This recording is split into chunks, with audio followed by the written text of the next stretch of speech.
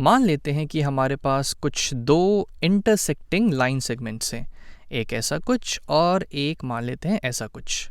इनका जल्दी से हम इनका नामकरण कर देते हैं। तो ये हो जाएगा, मान लेते हैं हमारा पॉइंट ए, ये है बी, ये है सी और ये है डी।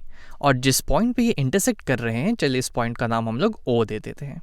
अब जब ये दोनों लाइन सेगमेंट्स इंटरसेक्ट किए हैं पॉइंट ओ पे, तो यहाँ पे कुछ एंगल्स का फॉर्मेशन हुआ। मान लेते हैं कि एंगल डी ओ बी का जो मेजर है वो कुछ 70 डिग्रीज दिया हुआ है। इस एंगल का मेजर 70 डिग्रीज दिया है। अब जनरली एंगल्स रेज या फिर लाइन सेगमेंट्स या फिर लाइंस के इंटरसेक्शन पे बनते हैं। तो यहाँ पे जब दोनों लाइन सेगमेंट इंटरसेक्ट किए तो यहाँ पे एंगल्स बन गए। अब हमारा काम है कि सिर्फ इस इंफॉर्मेशन के आधार पे हमें बाकी एंगल्स पता करने हैं, और हमें ना ही प्रोट्रैक्टर या फिर किसी भी और इंस्ट्रूमेंट का यूज़ करना है। तो चलिए देखते हैं ये हम कैसे करेंगे।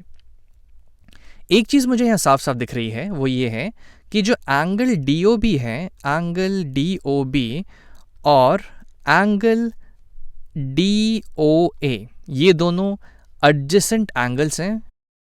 यहाँ और भी एडजेसेंट एंगल्स हो सकते हैं, जैसे एंगल DOB और एंगल BOC भी एडजेसेंट एंगल्स होंगे, बट अभी हम सिर्फ एक एंगल की बात करते हैं। तो एंगल DOB और एंगल DOA एडजेसेंट हो गए, इनका वर्टेक्स भी कॉमन है, इनके पास एक आर्म भी कॉमन है, और इनका जो ये वाला आर्म है, ये वाला और ये वाला, ये दोनों इस कॉमन आर्म के एक अलग अलग साइड है। तो ये दोनों आपस में एडजेसेंट हो गए। चलिए, तो ये तो अच्छी बात है।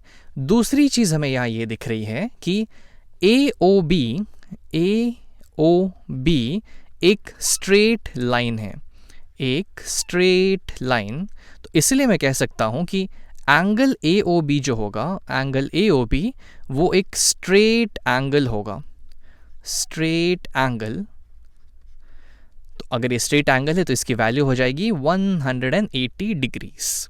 तो ये पूरा एंगल अगर इसको मैं यहाँ पे बनाना चाहूँ, ये पूरा एंगल्स हो गया 180 डिग्रीज। अब ये एंगल एक्चुअली में है क्या? अगर मैं एंगल AOD और एंगल DOB को ऐड कर दूं तो मुझे एंगल AOB मिल जाएगा। तो इसको मैं चाहूँ तो ऐसे लिख सकता हूँ कि एंगल AOB जो होगा, इसका जो मेजर है वो measure of angle DOA plus measure of angle DOB के बराबर होगा।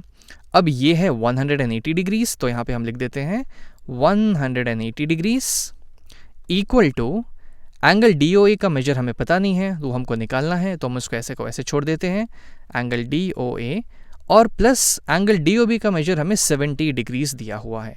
तो अगर मैं दोनों साइड 70 सब्ट्रैक्ट कर दूं तो यहाँ से ये 70 चला जाएगा और यहाँ पे आ जाएगा 180 डिग्री माइनस 70 डिग्री, यानी कि यहाँ से मैं कह सकता हूँ कि एंगल DOA का जो मेजर आएगा, मेजर ऑफ एंगल DOA, वो 180 माइनस 70 यानी 110 डिग्रीज के बराबर होगा।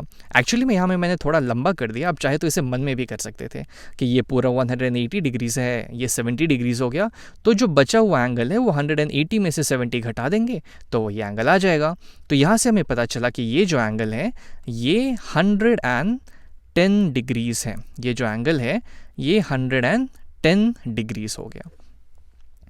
तो ठीक है, हमें एक एंगल पता चल गया। अब देखते हैं एंगल AOC।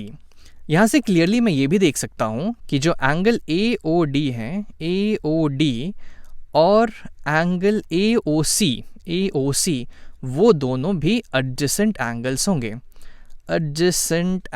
होंगे, और COD एक स्ट्रेट लाइन है, तो एंगल COD भी 180 डिग्रीज हो गया। तो अगर मुझे एंगल AOC का पता करना है तो मैं बड़ी सिंपल सी चीज़ करूँगा जो मैंने यहाँ पे ऑलरेडी की रखी है।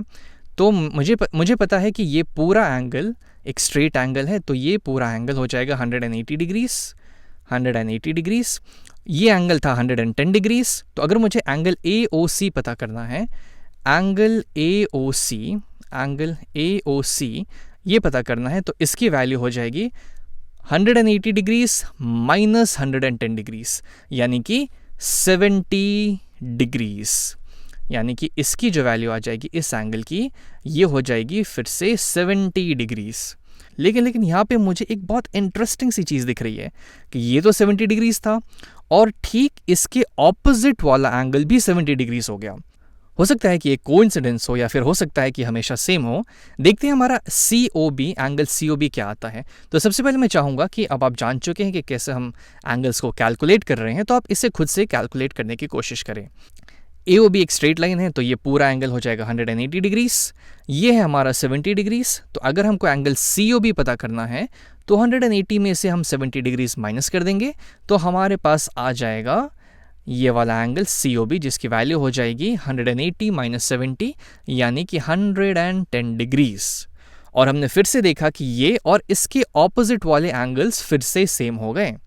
तो यहाँ से हमें एक बहुत इंटरेस्टिंग सी चीज़ पता चलती है, वो ये है कि अगर दो लाइंस या लाइन सेगमेंट्स इंटरसेक्ट करते हैं तो उनके जो ऑपोजिट एंगल्स होते हैं, इसको मैं और डिटेल में बोलूँ तो जैसे ये लाइन हो गया और ये दूसरा लाइन हो गया, तो इनके बीच में जो ये एंगल है और ठीक जो दूसरा एंगल इस साइड बनेगा दोनों लाइन के इंटरसेक्शन पे, वो दोनों एंगल्स हमेशा इक्वल होंगे। हमने इसे प्रूव नहीं किया है, लेकिन आई थिंक एक सेंस हमें मिल सकता है, यहाँ से एक सेंस हमें दिख रहा है कि वो इक्वल होंगे। और थोड़ी क्लैरिटी के लिए हम क्या करेंगे, थोड़ा यहाँ पे हम कुछ जुगाड़ करते हैं। अगर मैं यहाँ से इसको कट करूँ, इसको ऐसे उठाते हैं, रोटेट किया और उस पर सुपर इम्पोज करने का कोशिश करते हैं और देखते हैं वो इक्वल एक्चुअली में है या नहीं। तो वेल हम देख सकते हैं कि वो एग्जैक्टली उस पर सुपर इम्पोज हो रहा है, मतलब कि दोनों एंगल एक्चुअली में इक्वल है। आई थिंक आपको एक सेंस लग गया होगा कि हाँ वो एक्चुअली में सेम होते हैं। इन दोनों एंगल्स को, इस एंगल और इस एंगल को हम लोग वर्टिकली ऑपोजिट एंगल्स बोलते हैं। वर्टिकली ऑपोजिट एंगल्स, ये जो एंगल है एंगल DOB और एंगल AOC जो कि हमेशा इक्वल होंगे, इनको हम बोलते हैं vertically opposite angles.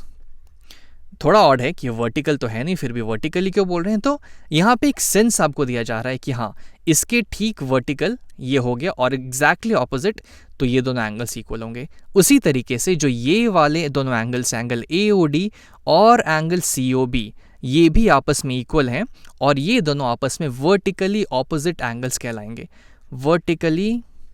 Vertically opposite angles. तो कभी भी दो लाइन मिलती हैं और आपको ऐसे दो एंगल्स दिख रहे हैं तो वो हमेशा इक्वल होंगे।